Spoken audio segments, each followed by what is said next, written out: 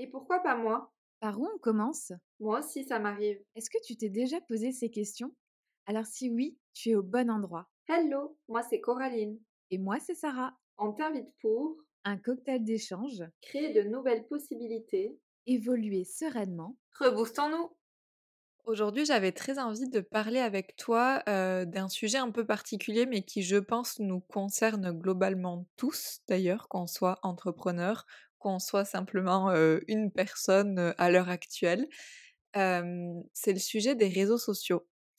Parce que, je trouve que les réseaux sociaux, c'est vraiment quelque chose de génial. Je trouve que, la manière dont ça a été créé et pensé au départ est géniale et en même temps, aujourd'hui et aussi je pense plus les années avancent et depuis également que j'en ai fait mon métier, j'en trouve de plus en plus les limites et les côtés néfastes et j'ai parfois du mal à trouver un équilibre entre les 2. C'est vrai que c'est des sujets sur lesquels je me questionne depuis pas mal de temps et d'ailleurs, à l'heure actuelle où on enregistre ce podcast, je suis en pause des réseaux sociaux. Je continue vaguement à poster des stories, ou à être un peu présente quand j'en ai envie de manière spontanée, mais en tout cas, j'ai complètement arrêté tout le reste et je trouve que c'est un sujet qui est vraiment intéressant, que ce soit, pour nous, du coup, en tant que professionnels, mais pour nous aussi en tant que personnes et pour toutes les personnes qui vont nous écouter.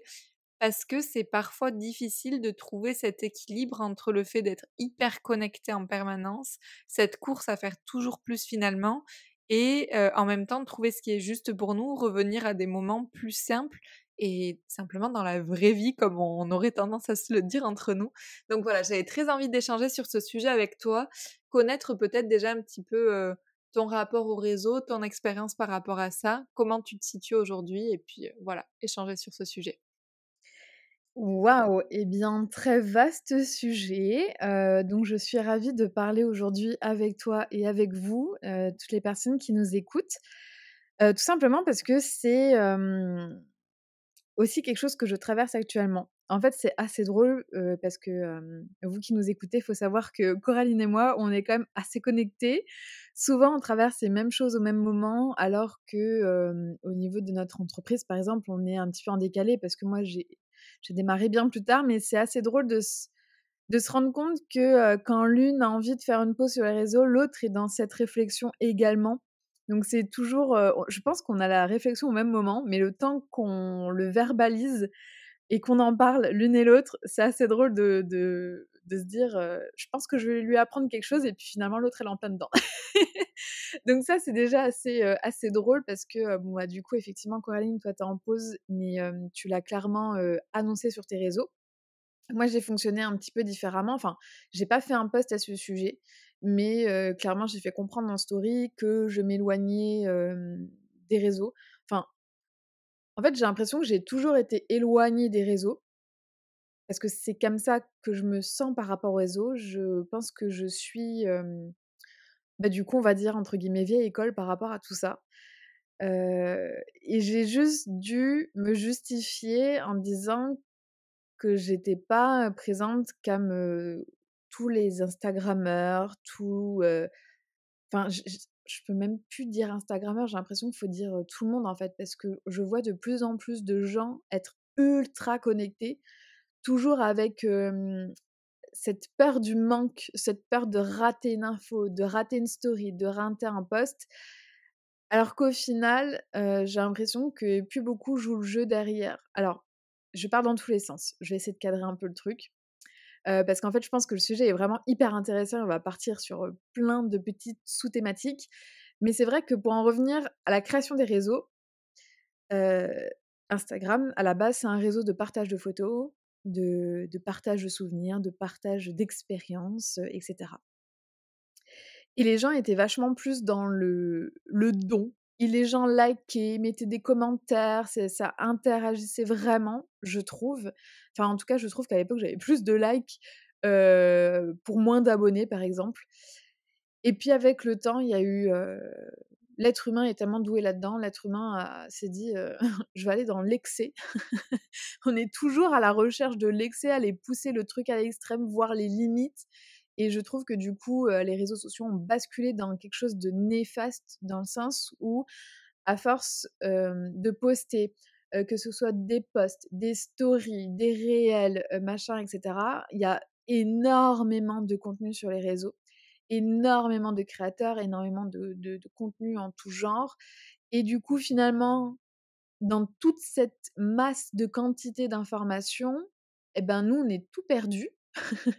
On n'est plus visible et au final, notre contenu passe complètement à la trappe. Donc soit on n'est pas vu, soit, les gens, il y a tellement de choses qu'ils finissent par plus liker, ils ont pas le temps de commenter parce qu'il y a beaucoup trop d'informations.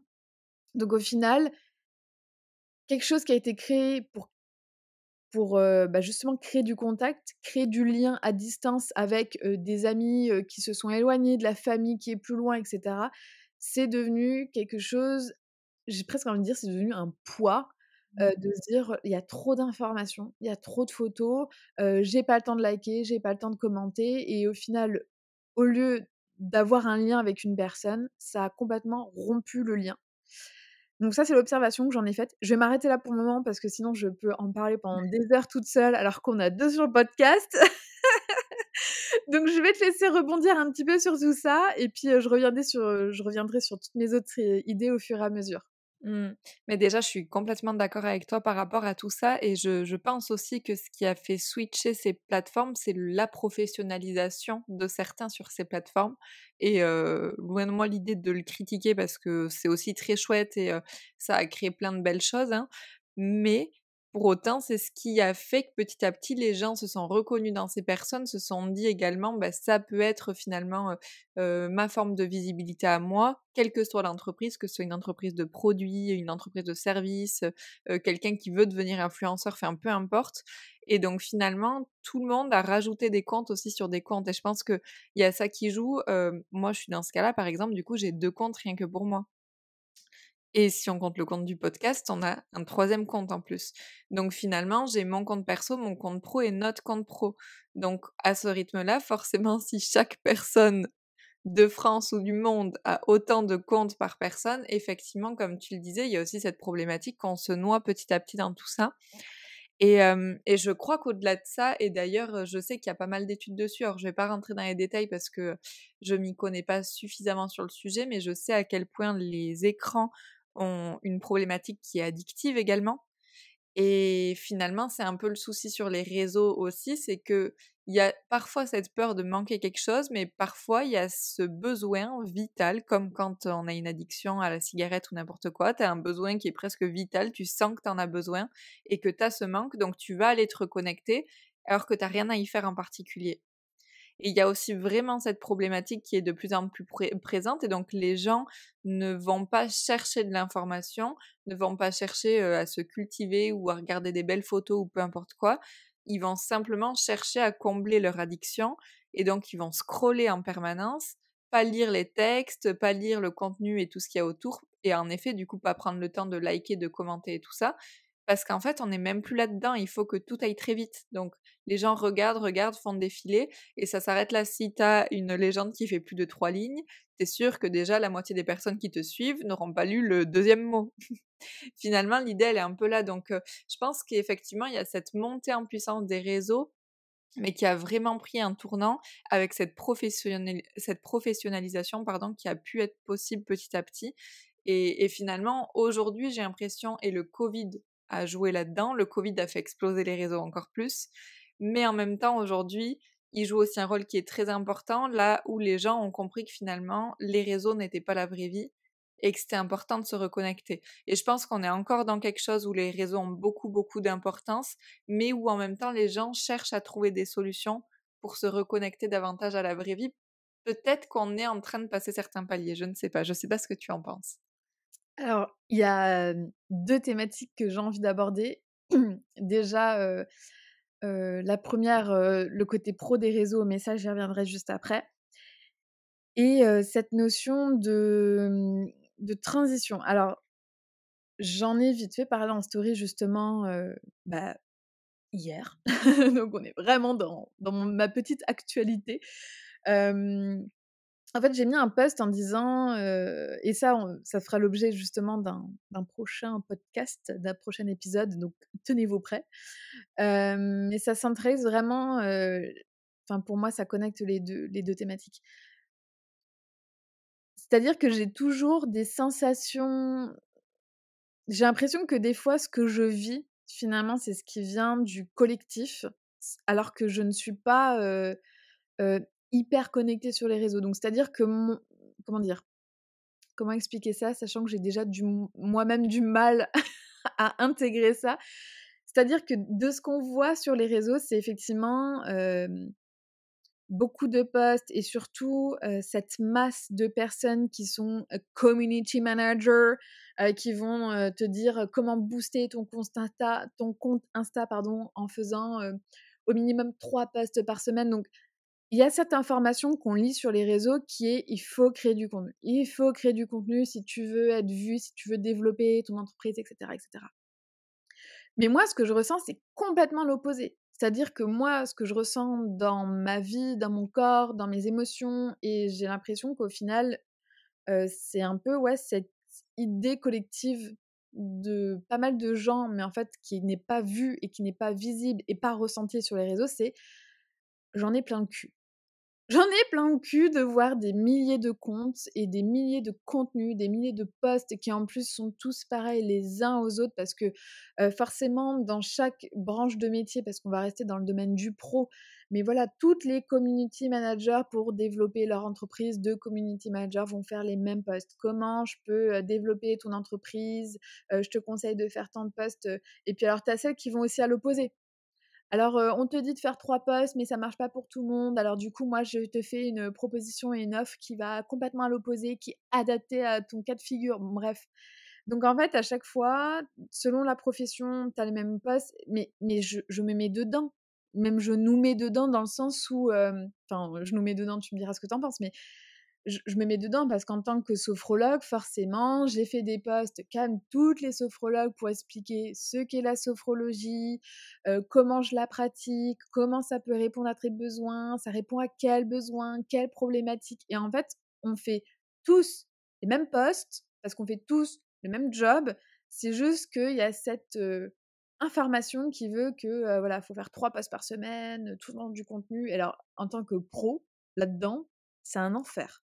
C'est-à-dire que moi, j'ai vu, l'essor des réseaux, j'ai vu toutes ces community managers qui sont sortis du covid, parce que justement, comme tu l'as expliqué, durant le covid, bah, on avait plus de temps pour traîner sur le téléphone, donc forcément, il y avait quelque chose à faire, quoi. Il manquait, on était presque en manque, d'informations à ce moment-là, parce qu'on avait tellement de temps, on était: «Ah putain, il y a pas assez de contenu, je vois pas assez de choses». Donc il y a eu, pouf, une montée, en flèche du contenu parce que voilà, cette histoire de 3 posts par semaine, enfin franchement, moi j'ai que ça en tête. Il faut 3 posts par semaine et en fait, je me dis: «Mais c'est pas possible». Enfin, j'ai essayé de suivre ce truc-là parce que forcément quand tu ouvres ton entreprise, tu dis: «Bon, qu'est-ce qui se fait? Qu'est-ce qui marche? OK, si tout le monde dit que 3 posts par semaine, ça fait gonfler, tes stats, ça fait gonfler tes ventes, ça te fait créer une communauté», bah, je pense que j'ai fonctionné comme n'importe qui. C'est-à-dire que j'ai suivi le mouvement. Comme un petit poisson qui suit, le mouvement de masse là, parce qu'on va tous dans la même direction. J'ai cette image dans Nemo. Dans ce tunnel, où on est tous en train de se suivre, j'ai tenté alors que c'est pas du tout comme ça que j'aurais aimé fonctionner. Je suis pas comme ça. Ça marche pas avec moi et qu'est-ce qui s'est passé? Ça n'a pas marché. Ça n'a pas marché parce que j'ai pas envie de communiquer comme ça, j'ai pas envie de me forcer à faire 3 posts par semaine, même si ça fait très joli sur le feed, même si, waouh, la meuf, elle est ultra présente, elle est sur tous les fronts. Ah ouais, je suis tellement sur tous les fronts qu'en fait, je me perds, je suis épuisée, je sais plus où donner de la tête et en fait, qu'est-ce qui se passe? Eh ben, je perds mon cœur de métier. Je ne suis plus sophrologue, je suis, instagrammeuse, quoi. Donc en fait, je pense que, certaines personnes, peut-être même beaucoup plus qu'on ne le pense, ont essayé, de se mettre à cette page, ont essayé ces techniques et puis en fait, ça a peut-être marché durant le covid, mais le monde évolue, la terre tourne, donc je pense que ça a marché durant le covid, très bien et là, on est dans une autre vague où c'est bien, on a créé du contenu pour durant le covid. Là, il y a beaucoup trop d'informations et Mmh. justement, on recherche autre chose. On s'est dit: OK, c'est bien, maintenant il y a, mais en fait, je veux pas ça et qu'est-ce qu'on veut derrière? Bref, voilà, c'est un petit peu, tout ce que j'ai en tête et encore, je pourrais encore en parler des heures. Vraiment, c'est un sujet, tu m'as lancé sur quelque chose, mais je te laisse un petit peu la parole, dire, voilà, ce que ça a dégagé chez toi, tout ce dont j'ai parlé. Déjà, c'est rigolo, j'ai trouvé que tu étais très sympa en disant 3 posts par semaine parce que j'ai plutôt souvent entendu 4 à 7 par semaine, donc je me dis 3 posts, c'est vraiment très gentil Sarah, merci, mais c'est même pas forcément la majorité, en tout cas, qui disent ça, souvent c'est bien plus. Mais effectivement, il y a cette, course au toujours plus et qui est, comme on le disait très bien, hein, qui est certainement fort due au Covid et je pense effectivement qu'aujourd'hui, du coup, on n'a plus la même relation au réseau, nous, en tant que pros, mais aussi les gens en tant que personnes et qu'il faut chercher à les faire évoluer.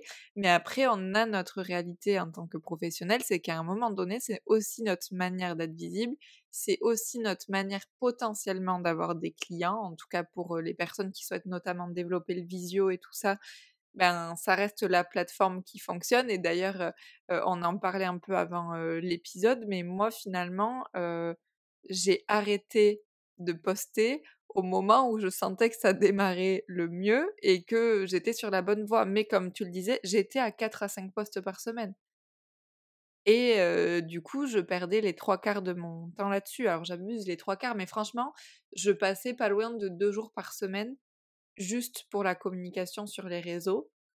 Sauf que ça a un impact sur mon travail parce qu'effectivement, je fais plus mon cœur de métier, sachant que je parle de 2 jours sur les réseaux, mais comme on le sait quand on a notre compte, on a aussi l'administratif, on a aussi plein d'autres choses à côté. Donc une fois qu'on a enlevé tout ça, finalement le temps que je pouvais consacrer aux séances ou aux formations, puisque je fais aussi de la formation, devient très, très restreint et il y a une réalité aussi derrière dont nous, on a déjà parlé entre nous, qui est qu'à un moment donné, si tu passes 2 jours de ta semaine gratuitement à donner du contenu gratuit sur les réseaux, il faut que tu le répercutes quelque part. Parce qu'on est bien d'accord en tant que salarié que ça te viendrait pas en tête d'accepter de bosser 2 jours sur 5 gratuitement et d'être payé que pour 3 jours semaine alors que tu en fais 5. Ben, nous, c'est la même chose en étant à notre compte, sauf qu'on a dans un sens cette obligation de communiquer, peu importe que ce soit sur les réseaux ou ailleurs, mais en tout cas de trouver une clientèle et donc de communiquer et d'offrir du contenu gratuit parce que c'est aussi ce que les gens attendent d'avoir des conseils et ainsi de suite. Mais il faut que ce soit répercuté quelque part. Donc au plus on a du temps, si on a, admettons, 1 à 2 jours par semaine de communication plus 1 jour d'administratif par exemple, ça veut dire que 2 à 3 jours par semaine, on ne travaille pas entre guillemets, dans le sens où on ne gagne pas d'argent dessus et donc sur les 2 jours qui restent, ben, nos prix de séances doivent être beaucoup plus hauts ou nos prix de formation doivent être beaucoup plus hauts pour répondre à ça. Et il y a aussi ça qui me dérange profondément parce que j'ai pas envie d'entrer dans quelque chose où, ce que je propose, coûte un prix exorbitant. Alors même d'ailleurs que finalement déjà les gens trouvent que c'est exorbitant, quand tu es à des prix qui sont, OK, enfin qui te permettent simplement de gagner ta vie comme eux la gagneraient. J'ai pas envie de rentrer là-dedans et en même temps, en étant dans ce fonctionnement-là, on est obligé de rentrer dedans. Et c'est là où il y a un truc qui me convient pas et c'est là où je cherche à trouver une autre solution et c'est pour ça que je me suis retirée des réseaux, c'est pour me dire: «OK, je vais prendre le temps de réfléchir à comment j'ai envie de faire différemment avec tout ce que je connais, avec tout ce que j'ai appris des réseaux» parce que oui, j'ai des techniques concrètes qui fonctionnent, mais qui demandent beaucoup de temps et beaucoup d'investissement. Et je veux aujourd'hui pouvoir passer plus de temps de manière efficace sur les réseaux, efficiente, qui apporte de l'impact réellement aux gens gratuitement et en même temps qui me demande pas de passer autant d'heures dessus et donc qui me permettent de garder un prix de séance qui est abordable. Enfin, c'est vraiment tout est un cercle en fait, mais qui peut être un cercle vicieux comme un cercle vertueux. Et là aujourd'hui, je fais cette pause pour essayer de partir dans un cercle qui soit plus vertueux. En gros, c'est un peu mon objectif, quoi. Waouh! Merci, pour, tout ce partage, vraiment. Effectivement, on a parlé récemment de cette histoire de répercuter, ce contenu gratuit sur du prix. Alors, c'est drôle parce que c'est toi qui m'en as parlé parce que moi, Ça m'était tellement pas venu à l'idée. Mais c'est vrai que, de l'extérieur, quand on est consommateur, on se rend pas forcément compte de tout le temps que ça demande. Déjà, très clairement, quand on crée du contenu sur Insta, hem, bon après forcément ça augmente, selon le nombre de posts qu'on a envie de poster, mais faut trouver l'idée du post, le fameux titre accrocheur, faut, faire la vignette, les images, comment qu'on met en place. Ensuite, faut créer le contenu finalement du post. Est-ce qu'on fait plutôt, un post simple, un post carrousel, un réel? Tout ça, ça demande énormément de temps. Faut créer la légende, faut chercher les hashtags, enfin et encore ça, c'est quand on a entre guillemets «une stratégie» justement de communication comme on en parlait parce que pareil, il y a plein de façons de communiquer. Et si on a envie de bien faire, ça demande beaucoup, beaucoup de temps, beaucoup d'énergie et hem et je pense que ça joue avec ce qu'on ressent tous actuellement. Je pense qu'il y a beaucoup de thérapeutes, de personnes comme toi et moi, qui, justement ont vu l'essor des réseaux sociaux durant le covid, se sont dit: «Moi aussi, je veux réussir sur les réseaux pour avoir de la clientèle», parce qu'on a vu plein de personnes, exploser à ce moment-là, alors qu'ils avaient peut-être, 500 000 abonnés. Ils se sont retrouvés à 10-15 K, durant le covid parce qu'ils ont réussi à faire le bon post qui a marché, qui a fait que. Et je vois en plus beaucoup de community managers dans leur communication qui, justement disent, «Je t'apprends à travers une formation, comment, réussir sur les réseaux pour attirer à toi, ta client, ta cliente de rêve, pour faire vraiment, être magnétique», enfin bon bref, tous les termes qu'on voit sur les réseaux et en fait donc tu vois ce genre d'informations en tant que thérapeute, tu te dis: «Ah tiens chouette, quelqu'un va m'aider à réussir sur les réseaux. OK, très bien». Donc tu vas payer quelque chose qui généralement est hors de prix, généralement une formation, sur internet. Donc tu es une petite entreprise, tu démarres, tu dois déjà débourser un rein pour, te former sur les réseaux. C Cette formation, c'est du temps. Donc c'est du temps que tu ne passes pas à, démarcher, la proximité, faire tes séances, faire ta préparation aux séances, faire tes bilans et cetera. Pareil, ça c'est du temps que généralement on compte pas dans les prix quand on fait des séances traditionnelles et c'est pour ça qu'après il y a plein de gens qui sont sortis, de nulle part. Non, non, non, tu thérapeute, arrête d'être thérapeute. Propose des formations à distance et en fait, j'ai l'impression que maintenant, il y a tout le monde, qui ont arrêté le présentiel, arrêté les séances individuelles pour faire des formations. Alors attention, je mesure mes propos, c'est très bien. Il y a beaucoup de formations qu'on peut faire à distance qui sont très bonnes, qui sont importantes parce que, en tant que consommateur, j'entends et je comprends le besoin. Je suis moi-même consommatrice de formations à distance. Hem, Par contre, n'oublions pas que ça enlève totalement le côté humain. On n'a plus un contact avec une personne qui nous suit. Donc comme je l'ai déjà dit dans un épisode de podcast, pour moi, les formations, c'est très bien si on veut acquérir des connaissances, mais si on veut, nous, évoluer ou traiter une problématique, répondre à un besoin, parce qu'on n'est pas bien actuellement, on est dans une période de stress, une période d'anxiété, on est en burn-out, une formation ne va pas résoudre votre burn-out. Je pense qu'il faut vraiment, à un moment donné, qu'on aborde aussi ce sujet parce que je vois de plus en plus, de personnes, «Waouh, un tel a sorti une formation sur comment sortir du burn-out». OK, génial, tu vas avoir, des données et tu en fais quoi? Tandis qu'un thérapeute, il va vraiment t'accompagner et chaque semaine, il y aura un suivi. Comment tu te sens? Comment tu évolues? Est-ce que tu t'es rendu compte de ça? Nanani nana. Donc en fait, avec les réseaux, il y a de très belles choses qui sont sorties de ça. Il y a de très beaux comptes, qui, diffusent des informations positives, de l'aide et cetera, mais ça reste du contenu qu'on consomme. Il y a des formations qui sont sorties d'internet, qui sont très bien pour apprendre, sur certaines thématiques et dans tout ça, j'ai l'impression que nous, les petits thérapeutes qui aidons, vraiment, qui allons, limite au charbon parce que voilà, nous, on donne de notre temps, de notre énergie, de notre personne parce qu'on est physiquement présent à chaque séance, même si c'est en visio. On est là. Il y a un contact humain, il y a un lien qui fait qu'on va vous accompagner, vous guider, vous transmettre des choses, vous faire réaliser aussi votre évolution et j'ai l'impression que nous, on est complètement en train de se perdre là-dedans. On est comme dans un sable mouvant. On est dedans, mais on est empêtré là-dedans et on ne sait pas exactement quoi faire parce qu'il y a une partie de notre corps qui est engluée dans les réseaux sociaux avec, oui, crée du contenu, sois visible, ça va développer ta clientèle.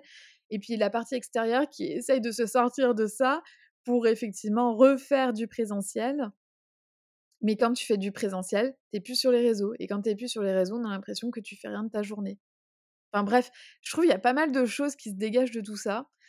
J'ai l'impression que c'est un sacré gros bordel et du coup, moi je voudrais en sortir. Quand tu dis que tu voudrais en sortir, qu'est-ce que tu entends par là, du coup, et comment tu vois la suite pour toi sur les réseaux? Oh, oh, tu de m'avoir là. Je me dis que c'est bien que finalement on termine toutes les 2 en disant peut-être où est-ce qu'on va, où est-ce qu'on décide d'aller aujourd'hui, ce qui veut pas dire que c'est acté pour toujours, mais en tout cas aujourd'hui, qu'est-ce qu'on projette pour le moment? En fait, j'ai envie, déjà de m'écouter moi, pour ne pas être, dépendante, des réseaux. Je veux pas que mon patron, ça soit les réseaux sociaux, tu vois? J'arrive pas à trouver le mot exact que j'ai envie de mettre là-dessus là, mais j'ai pas envie, de dépendre de ça. J'ai envie d'être libre, si j'ai envie de poster une story, je poste une story, si j'ai envie de mettre un post, je poste un post, et en fait, ça touchera qui ça doit toucher. Ça l et tant pis s'il y a pas de like, tant pis s'il y a pas de commentaires, tant pis si ça réagit pas derrière. Moi, je transmets mon information, je transmets ce qui me semble important. J'ai, j'ai plus envie de faire du contenu pour faire du contenu, du like pour faire du like, ou je ne sais quoi. J'ai envie de me détacher vraiment de ce qui est actuellement sur les réseaux et en même temps, j'aimerais, créer un lien aussi sur les réseaux parce que je trouve que j'aime enfin, en tout cas, moi, j'aimerais connecter à ça que je n'ai finalement jamais vraiment connu, c'est avoir une connexion avec sa communauté. J'ai envie de pouvoir, échanger, partager, transmettre des choses parce qu'en fait, j'ai souvent l'impression qu'il y a jamais de retour. C'est-à-dire que je donne en continu sur les réseaux, je donne à travers des posts, je donne à travers des stories, je donne gratuitement à travers le podcast et j'ai pas de retour. Donc en fait, ça m'épuise parce que, même si j'attendais rien de base, en fait, c'est juste que là, ça fait, tellement de temps que je fais ça, qu'à un moment donné, je me dis: «Bah, j'ai le droit moi aussi d'avoir un peu» et donc en fait, je me l'autorise moi-même. Mmh. C'est-à-dire que maintenant, je m'autorise du temps pour moi, loin des réseaux. Comme ça, j'ai plus à me comparer parce que là, en plus, sur les réseaux, on est tout le temps en train de vouloir se comparer. C'est ultra toxique. On est tous différents, on a tous notre vie, on a tous notre métier, on a tous notre vitesse d'apprentissage et et ouais, je m'éloigne au maximum des réseaux pour moi, pour ma santé mentale perso, parce que j'en ressens le besoin, parce que je ressens aussi que c'est pas ce qui va faire demain. Pour moi, demain, les réseaux, ils vont mourir. Alors ça va pas se faire demain, là, en un claquement de doigts, mais sincèrement, au fond de mes tripes, j'ai vraiment l'impression que dans un an, les réseaux, ça sera complètement différent. Les réseaux vont vraiment évoluer et je souhaite juste, avoir le temps de connecter avec qui je dois connecter avant. Donc c'est pour ça que je vais quand même encore un petit peu connecter, encore partager encore un peu de posts, de stories, parce que j'ai envie que, que mes énergies, que ça vibre auprès des personnes, chez qui ça doit vibrer. Connecter avec les bonnes personnes, les bonnes énergies qui ont envie de connecter avec ce que j'ai envie de transmettre, de partager, ce que je diffuse. Voilà, donc pour le moment, j'ai pas du tout de stratégie, comme on peut le voir. Je pense que durant cette fin d'année, parce que je pense que j'arrive un petit peu à le visualiser sur cette fin d'année, je vais venir, je vais partir, je vais venir, je vais partir. Je vais faire plein d'allers-retours. Parce que je suis un petit papillon, je vais papillonner à droite et à gauche. Je peut-être même plus une abeille, je vais venir un petit peu butiner par-ci, un petit peu butiner par-là, diffuser, vraiment m'écouter. Et si ça touche des personnes, si des personnes se disent: j'aime son énergie, j'aime comment qu'elle réfléchit», je vais travailler avec elle. Je vais prendre un accompagnement chez elle, je vais faire une séance d'hypnose chez elle, je vais lui acheter des méditations parce que quand elle parle, elle me fait voyager. Voilà. J'aimerais croire qu'en étant vraiment moi-même, donc c'est-à-dire ultra détachée des réseaux, pas être tu sais, régulière sur les réseaux, OK. ça passe, ça marche. Je sais pas, on verra bien. Si ça se trouve, je vais encore changer d'avis. Je vais me rendre compte que shit, j'ai encore merdé parce que je ne suis pas quelqu'un de stratégique, je ne suis pas quelqu'un de qui fait de la communication et du marketing comme on en voit partout. Je suis une humaine qui a juste envie d'aider et donc je suis une quiche et une brêle en marketing et en communication et c'est ainsi et je l'ai accepté et je suis en paix avec ça et je vais essayer plein de choses, partir, revenir et voilà, c'est comme ça que je vois l'avenir sur les réseaux, en tout cas pour moi. Et toi, qu'en est-il? Comment vois-tu l'avenir sur les réseaux? Très bonne question aussi et je suis pas non plus complètement au clair. En fait, je pense que, pour le préciser quand même, on tourne cet épisode dans une période où on est les 2 en pause sans savoir les 2 exactement où on va. Donc les réponses qu'on donne ne sont certainement pas des plus claires.